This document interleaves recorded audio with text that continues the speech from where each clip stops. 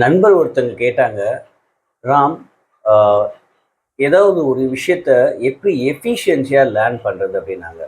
ஒரு 3 பாயிண்ட் இருக்குங்க. 1 வந்து இப்ப நீங்க என்ன சப்ஜெக்ட் மேட்டர் பத்தி லேர்ன் பண்ணணும்னு ஆசைப்படுறீங்களோ, அத பத்தி நம்ம கூகுள் பண்ணி சர்ச் பண்ணி பார்த்துக்கலாம் 1. அதுல கியூரியாசிட்டிய நம்ம வளர்த்துக்கலாம் 2.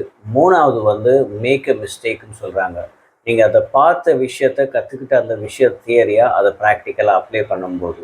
இந்த 3 விஷயம் கரெக்ட்டா பெர்ஃபெக்ட் ஆயிடுச்சு அப்படின்னா, உங்களுக்கு வந்து நீங்க எஃபிஷியன்ஸா ஈஸியா லேர்ன் பண்ணிருவீங்க. ஸோ இந்த 3 தாட் இருக்கணும். பெஸ்ட் எக்ஸாம்பிள், இப்ப நான் ஒரு வீடியோ எடிட் பண்ணணும் அப்படின்னு ஆசைப்பட்டேன் அப்படின்னா, கூகுள்ல போயோ ஆர் யூடியூப்ல போய் எப்படி எடிட் பண்ணணும் அப்படின்னு நான் கத்துக்கிட்டு, அதில நான் ஃபர்ஸ்ட் அப்ளை பண்ணிட்டு, அந்த சாஃப்ட்வேர் ஏதாவது டவுன்லோட் பண்ணா பண்ணிட்டு, அதில நானு எனக்கு என்ன வேணும் அப்படிங்கிற மிஸ்டேக்ஸ் நான் டே பை டே அதில இது பண்ண, அது ஆட்டோமேட்டிக்கா நம்மளுக்கு எஃபிஷியன்சியா லேர்னிங்க குடுக்கும்.